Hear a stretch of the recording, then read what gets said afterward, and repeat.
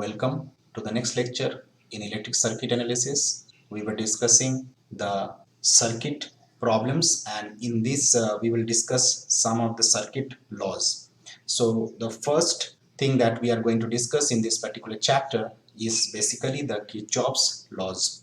So the Kirchhoff's laws, whether it is a Kirchhoff's voltage law or the Kirchhoff's current law, are more comprehensive than Ohm's law. So Ohm's law we have already discussed, that is V equal to I into R. So here the V equal to I into R. So here the voltage that is across particular element depends upon the current flowing and the resistance of that element. So the laws of Kirchhoff's are more comprehensive compared to the Ohm's law and are used for solving electrical network which may not be readily solved by the latter. So it means that where Ohm's law is not straightforward applied, there the Kirchhoff's law may be used. So Kirchhoff's laws are basically of two types. One is known as the Kirchhoff's current law, or in general point law, Kirchhoff's mesh law, or voltage law. So where we need to find the voltage, so we'll go for Kirchhoff's voltage law. Where we need to find the current, then we go for Kirchhoff's current law. So these laws are particularly useful in determining the equivalent resistance of a complicated network of conductors. So in network where we have so many resistances, or presently we are discussing the DC quantities, so we'll focus on the resistance. Later we'll focus on the AC part, where we'll take into account both the inductor as well as the capacitor. So these laws are particularly useful in determining the equivalent resistance of any complicated network of conductors. It can also calculate the current that is flowing in the various conductors. Now first we'll focus on Kirchhoff's current law. So Kirchhoff's current law is basically like where you have a network of electrical quantities, the algebraic sum of the current meeting at a point or a junction is zero. That is the statement given by Kirchhoff's for the Kirchhoff's current law. So the algebraic sum of the current, so this current will be at a point or a junction where we have the meeting point that is equal to 0. So this is the Kirchhoff's current law statement.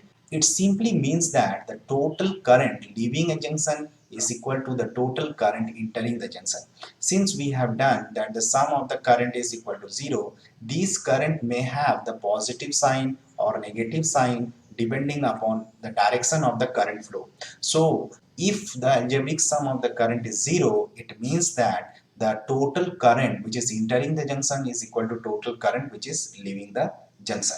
And the current law is basically depend on the conservation of charge. So we have seen that we need to find the total current in a junction, and the law will be dependent on conservation of charge, which requires that the algebraic sum of the charges within a system cannot change. So if you have a closed system and the junctions are there, so what happened is that for a particular node or a junction where the algebraic sum of the current is equal to 0, and the total charge over this particular electrical network will remain conserved. So there is no change in the charge. Now we understand the Kirchhoff's current law from the circuit point of view. So we take a node A here, and we have been shown a different currents I1, I2, I3, I4 and I5 with a different sign convention for the current. Some currents are entering the junction, some current are leaving the junction.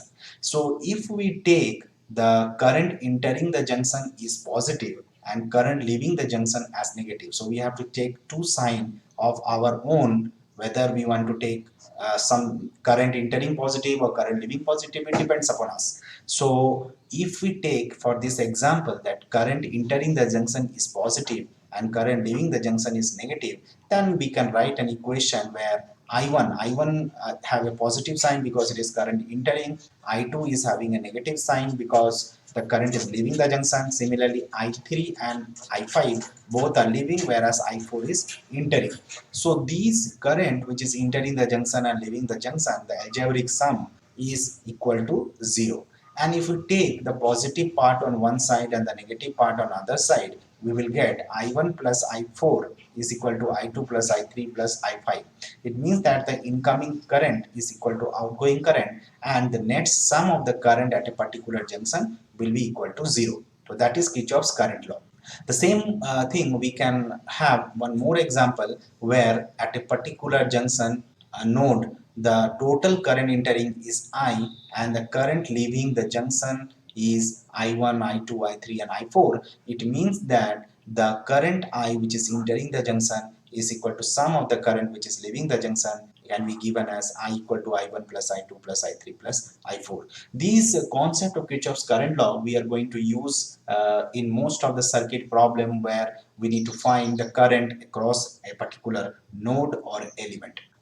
Next, we'll discuss the Kirchhoff's voltage law. So here, the term takes the voltage into account. So here will be the algebraic sum of all the voltage around a closed path or loop is 0. So in case of Kirchhoff's current law, we focus on the current. In Kirchhoff's voltage law, we focus on the voltage. Here we focus on the node. Here we are focusing on the loop or the closed path. So that is the difference between Kirchhoff's current law and Kirchhoff's voltage law. So here we have the algebraic sum of the voltage around a closed path or a loop is 0. Here we have the algebraic sum of the current meeting at a particular node or a junction is equal to 0. Now, the Kirchhoff's current law, we says that the Kirchhoff's current law will be depending on the charge conservation. So, Kirchhoff's voltage law will be depending on the principle of conservation of energy. So, this is again a very important difference where the Kirchhoff's voltage law will be dependent on the principle of conservation of energy. Now, if we see a network of closed loop where the supply voltage is V1 or the source voltage is V1 and we have two resistances R1 and R2 which is consuming the power and other source V4 is there. There is one more element, the identity of the element is not given here. We can take it as a resistance or a capacitance. However, the symbol of voltage is being given. It means the voltage is being consumed. Now, when we go across the a closed loop, so if you follow a closed loop, then we have to give some sign convention for the voltage. Now, it is a general assumption that if we have any element then positive and negative, the current will flow from the higher potential terminal to the lower potential terminal. So if we have a resistance or any element, then the current entering the element will be positive and the current leaving the element will be negative. So here we can take the current direction in the clockwise manner and we take positive for the current entering and negative for the current leaving for across any element. Now if we go in the closed loop and we say that algebraic sum of the voltage in a closed loop is 0, and then we see the sign convention whether it is a potential rise or potential drop. Then based on that we can give a sign convention. So here we can see in the network V1 the current is flowing from positive terminal to negative terminal. It means there is a potential drop. We can take minus of V1. Similarly, in V2, if we see, then the current is moving from the negative to the positive terminal, so we can take it V2. This sign convention depends upon us. We can take any sign convention depending upon whether it is a positive or a negative, and we can give appropriate sign convention to find the voltage terms. So after giving the sign convention to each of the particular element, we can find that all the positive term will come one side and all the negative term will go other side, and hence we can find V2 plus V3 plus V5 is equal to V1 plus V4 for this example, which indicates that sum of voltage drop is equal to sum of voltage rise. So when we say that algebraic sum of the voltage is 0, it means that the voltage drop is equal to voltage rise, their algebraic sum, and this is based on the conservation of energy. So if we conclude the comparison of Kirchhoff's current law and Kirchhoff's voltage law, the Kirchhoff's current law depends upon the algebraic sum of the current at a particular node is 0. Kirchhoff's voltage law depends upon algebraic sum of the voltage around a closed loop is 0. This depends upon the charge conservation. This depends upon the energy conservation. So both way the total quantities around a closed loop or a node remains the constant or zero. So these two laws will be very important to solve the network. Next topic that we are going to see is to determine the equivalent resistance in some series or parallel connected circuit. So how to replace the series or parallel combination of resistance by an equivalent resistance. So why we need to convert the circuit from the series parallel combination that we are going to see, and what are the advantages. So the basic principle first will follow for the series resistance, and then we move to the parallel resistance. So basic fundamental for a series circuit is that in the series circuit the elements are connected end to end. So if we have one resistor and another resistor we have, and both we need to connect the in series, then we have to connect from back to back. So here back to back we have to connect, then only we can form a series circuit. So if this is connected back to back, then we form a series circuit, and the current flowing through these elements will be the same. So in series circuit the current remains the constant. So having known that, then we can see how the series equivalent can be formed. So we have three resistances R1, R2 and R3 which are in series, and same current is flowing through it. Then the supply voltage, if it is V1, then V1, V2 and V3 are the drop across the individual resistance. From Ohm's law we can write the voltage drop in all the three elements using the Ohm's law is voltage is equal to the product of current and resistance. Here resistances are R1, R2 and R3. However, the current remains the same. Now we have understood what is the Kirchhoff's voltage law that is applicable here. So the voltage V, that is the supply voltage, is equal to the drop, sum of the drop V1 plus V2 plus V3, and we have already obtained V1, V2 and V3 that we can substitute in this condition here. So we get R1I plus R2I plus R3I. Taking the current common, we get R1 plus R2 plus R3. These R1 plus R2 plus R3, which is the equivalent resistance of the entire system consisting of R1, R2 and R. So when the resistances are series, we can write the resistance as the sum of the individual resistances of the circuit. So this can be for n number of resistors. So if we have more number of resistors, we will simply add to Rn. So the total current, if we need to find in this circuit, then the total current will be equal to the supply voltage divided by the equivalent resistance of the network, and the equivalent resistance is R1 plus R2 plus R3 to so on till the n resistors. Now let us see for the parallel resistances. Now basic concept is for a parallel circuit. So if we have two resistors in parallel connected, then the voltage across each element will be the same. So whatever the potential will be in resistance R1, the same amount of potential will be there at resistance R2. So in parallel circuit, the voltage remains constant, whereas in the series circuit, the current remains constant. So similarly, if we take R1, R2 and R3 as the three resistors which are connected in parallel for a supply voltage V, then there will be a current division, remaining voltage being remains the same.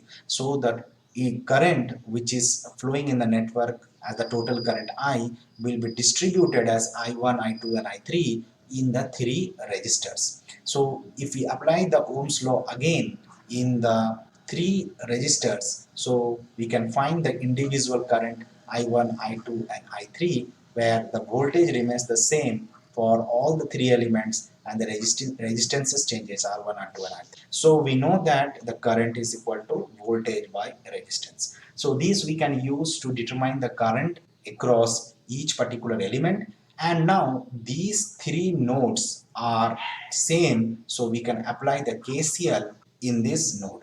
So the current entering is equal to current leaving. We have seen in KCL, Kirchhoff's current law. So current is equal to I1 plus I2 plus I3, where I1, I2 and I3 we can substitute from the previous expression, and we get the value of I is equal to V by R1 plus V by R2 plus V by R3. Taking the voltage as the common factor, we get 1 by R1 plus 1 by R2 plus 1 by R3. Now, if we consider that these to be are equivalent, because we need to find the current is equal to voltage by R equivalent. So we determine the equivalent resistance of any network is equal to 1 by R1 plus 1 by R2 plus 1 by R3. So we divide it. So here we can find what is the equivalent resistance of the three registers. If we have more number of registers, we can simply do it in to add up other resistance also. So it can go for up to 1 by Rn. So in this case, we can see that for a parallel resistance and a series resistance network, we can reduce the circuit into simpler form. The basic purpose of doing this is to reduce the complicated circuit into the most simplest form. Now, if we have four resistors, the equivalent resistance is like this, where we have the fourth element apart from the other three elements that we have discussed. Now, most of the cases we will try to have the two resistance combination. Means if two resistors are in parallel, then the equivalent resistance can be written as 1 by R1, 1 divided by 1 by R1 plus 1 by R2. This can be further simplified as R equivalent is equal to R1 R2 divided by R1 plus R2. So this is very important formula, because we are going to find out the equivalent resistance for the two registers R1 R2 divided by R1 plus R2. Note here that this formula is only for two registers. If we have the third registers, we can't multiply R3 here, because that formula will be wrong. So we need not to do that, and the equivalent resistance for two registers is this one. Now what happens is that resistive circuit are sometimes very complicated, and we have to reduce it into single equivalent resistance by repeatedly combining the resistance in series and parallel. When the circuit is very complex, we need to reduce the circuit into simpler form. So both series and parallel concept we are going to use to reduce the circuit. So if in case of a resistance we have conductance, so that we are going to see how the series and parallel circuit will operate, and we understand that conductance is basically the reciprocal of the resistance. So conductance is denoted by G, which is the reciprocal of 1 by resistances. Now here, if we have the series combination of n element of resistance whose conductance are given, then here you have the formula for G equivalent. So if we observe the formula here and we are trying to find for a series circuit, the formula looks like the parallel one, parallel resistance. So if we know the parallel resistance formula, we can convert that into series conductance form. Similarly,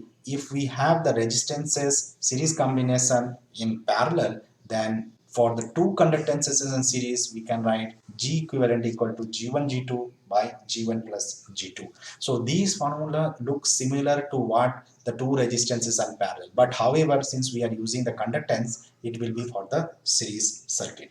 Now, if the conductances are in parallel, then instead of dividing, we will be adding. So it will be a reciprocal thing. So G equivalent is equal to G1 plus G2 plus so on to Gn. In most of the cases where the circuit, it is very difficult to find the reciprocal and then add up. So it is better to convert the resistance into conductance, and then on conversion on conductance, you can directly put up in this formula to get the circuit reduction.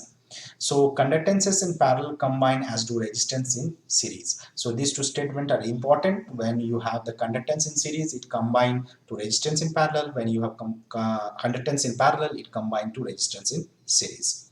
Now, how do we analyze any circuit using the series parallel equivalent? So we'll take up one example and try to understand. So here the network analysis is in the process of determining the current, voltage and power of each element. So what is the meaning of circuit analysis or network analysis? It just simply means that we need to find the current, voltage and the power across each element when the circuit is quite complicated and the circuit diagram is given and the element values are given to us. Then we need to follow some steps in solving the circuit using series parallel equivalent form. What are the steps we need to follow? That begin by locating a combination of resistance that are in series or parallel. Often the place to start is farthest from the source. So if we have a circuit in this closed form, then we try to find the combination of series and parallel. So it can be somewhere here, it can be somewhere here, or it can be somewhere here. However, we will move from the extreme farthest point in order to reduce the circuit. Now you will redraw the circuit with the equivalent resistance of the combination for the step 1. Now you have the circuit in this format, you have reduced some part of the circuit, so these equivalent are equivalent, you will be adding with the remaining part of the circuit and the circuit will look much simpler.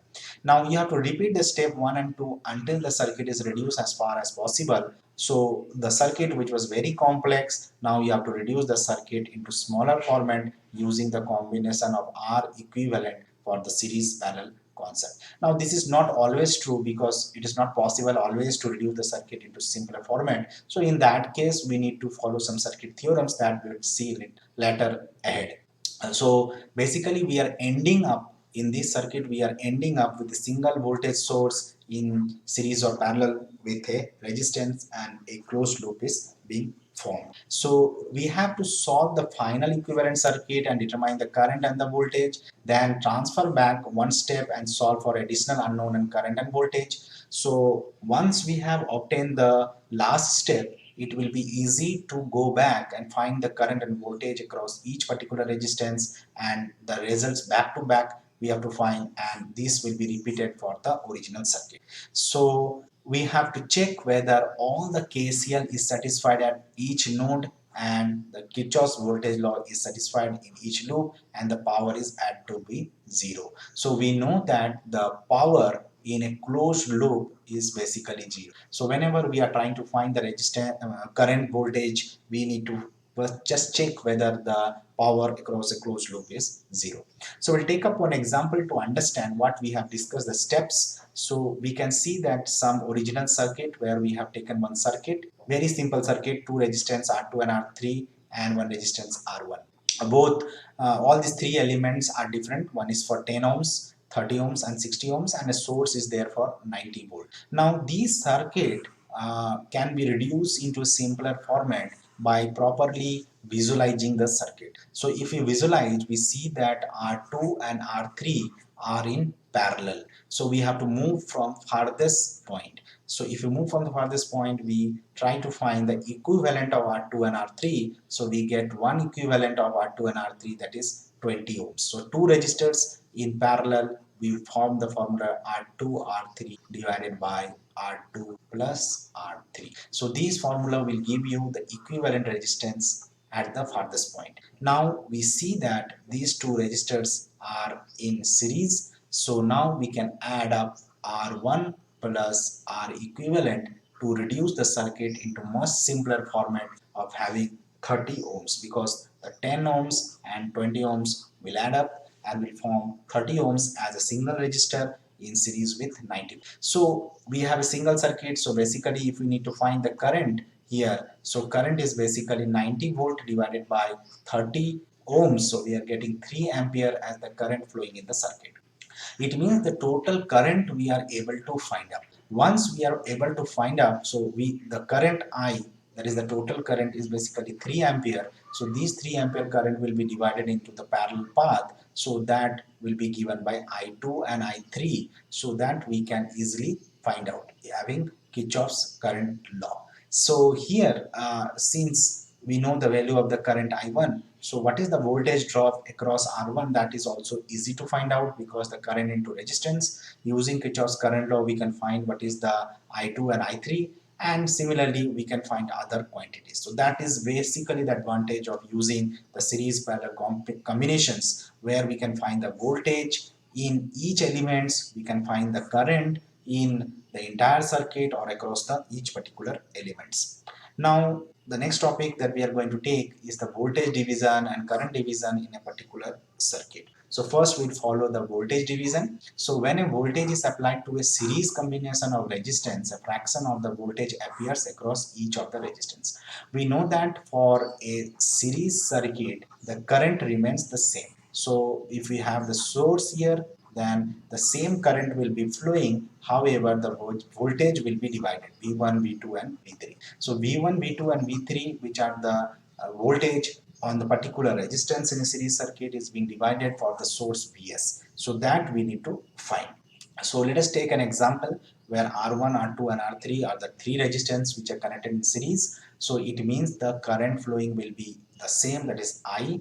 The total voltage is V total, and V1, V2 and V3 are the individual drop across the resistance. We know that the equivalent resistance is being given as R1 plus R2 plus R3 because it is a series circuit. So once we have a series circuit, we can find the equivalent resistance. So once we know the equivalent resistance, determining current is very easy. So current is basically the total voltage divided by the equivalent resistance, and equivalent resistance is R1 plus R2 plus R3. It means that the voltage across R1, R2 and R3 we can find out. So V1, V2 and V3 we can find out as from the Ohm's law, that is the current multiplied with the individual resistances, and we can determine the voltage. Now, if we observe this voltage of the individual element, we find that if we need to find the value of Vn across any individual element, then it will be Rn divided by R equivalent multiplied with the total voltage. So this formula, if we remember, we can find the voltage across any element when it is connected in series. So this is a direct formula which is known as the voltage division rule. Means the voltage across any particular element Vn is equal to the fraction of the numerator will be the resistance on which the voltage has to be found divided by the equivalent resistance multiplied with the total voltage. Now for a current division, which we know that current division generally take place in parallel circuit. So we have the voltage here, and there is a current division in parallel circuit, and the current which is flowing across each individual element we need to find if we know the total current in the circuit. So this example we will be taking. So we have two resistances R1 and R2 which are in parallel, and the current flowing through them is I1 and I2. It means the equivalent resistance in parallel is R1 R2 divided by R1 plus R2. And from Ohm's law we know that the voltage is equal to R equivalent into the current total. So whatever the current is flowing through this network, and the voltage being remains the same across each element because it is a parallel circuit. So the voltage is equal to R equivalent into I total. R equivalent we have find out, we multiply that with the I total. It means that we can find the voltage across all the elements which are in parallel because it remains the same. Now we can find the current I1 and I2 across each element, which is that voltage divided by the resistance. Now if we observe this output of the current, then we can write that the current IN is equal to the numerator will be having the resistance which is in parallel with the resistor. So in the denominator there is no problem, we can directly write R equivalent, and here we write I total similarly. So when we have find out Vn, we have wrote that in the denominator we have R equivalent, and here you have V total, and on the numerator we have Rn. So these Rn will not be here, rather the parallel of Rn will be there. So if you have R2 here, the parallel of R2 is R1, so you can find out R1 when you are finding I2. When you are writing I1, you can repeat R2 as the numerator.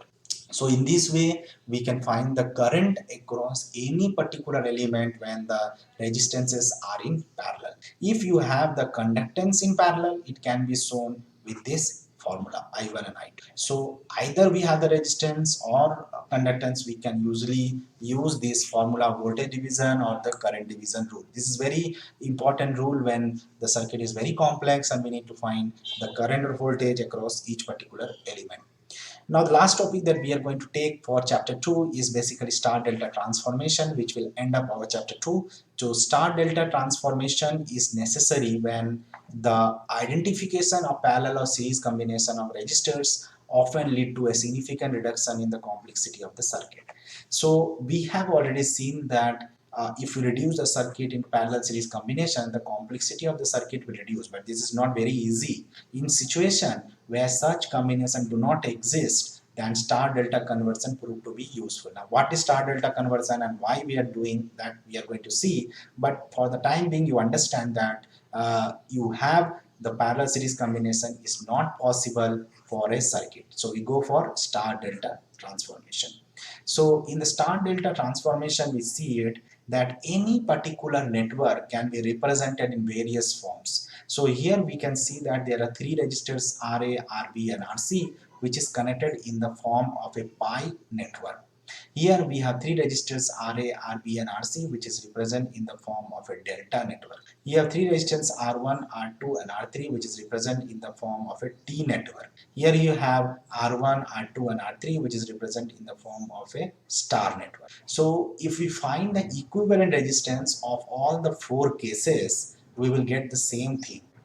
It means that any particular network can be oriented in different fashion, whether it is a pi network, delta, T or star. Then in that case, we can convert one into another and can obtain the equivalent resistance or to reduce the circuit. So if we see that for a pi network or a T network, how do we convert one into another? So these we will see. So here we have three resistances RA, RB and RC. Here we have R1, R2 and R3. So there will be some relationship between RB and R1. So for a pi network, we can write the KVL equation as the voltage of in a loop is 0. So we can see that there are three loops I1, I2 and I3, which are the current moving in the clockwise direction. So we can write three different equations. So first equation we are writing in this loop. So we have RA I1 minus RA I2 is equal to VAC, that is the supply voltage. We have minus RA I1 plus RA plus RB plus IC I2 minus RC I3 equal to 0 in this second loop. And the third loop we can write minus RC I2 plus RC I3 is equal to minus BBC in the third loop.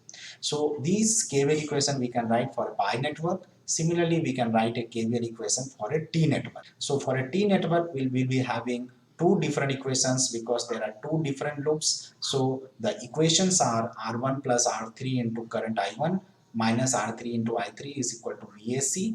Now here this is then the first loop, and in the second loop we can write an equation minus R3I1 plus R2 plus R3 into I3 equal to minus of BBC. So this is the KVL equation for the pi network. This is KVL equation for the T network. Now if from here, if we observe that there is a current I1 and I3, there is a two current which is there in the T network. However, here we have one more current, that is I2. So number of equations might be equal to number of variables has to be there. Then if we remove this current I2 from these three equations, then we can get two different equations which are the variables I1 and I3. So here we have the KVL equation for the T network, and these three equations of the pi network where we have the current I2, that we need to substitute and make to be the two equations. So we have the first equation and the second equation.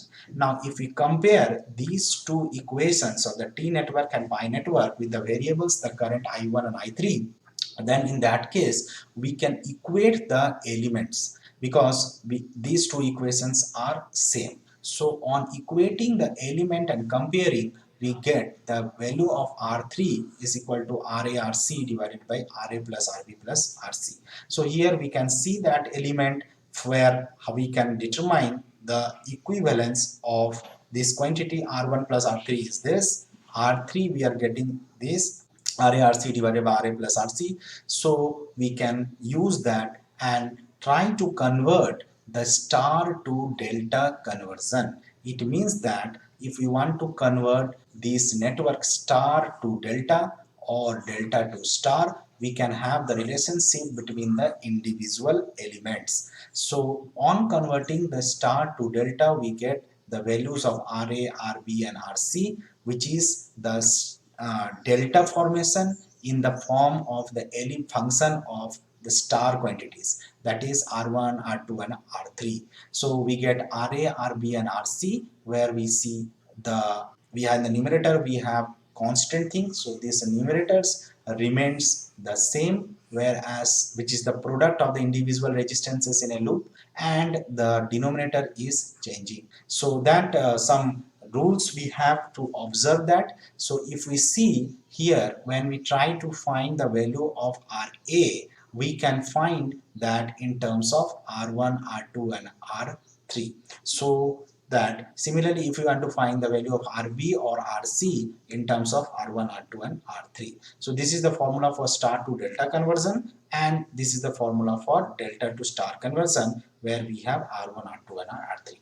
So there is an easy way to remember that. Now if we have one star connected network and here we convert into delta connected network, then we can have that conversion. So here we have star to delta conversion, where we try to find RA, RB and RC. So this is, if we assume that this is RA, this is RB and this is RC. This is R1, this is R2 and this is R. Then in order to find the resistance R1, what we do is that on the numerator it is the product remains the constant, that is the product of R1 R2 plus the product of R2 R3 plus R3 R1. So there is no problem in the numerator.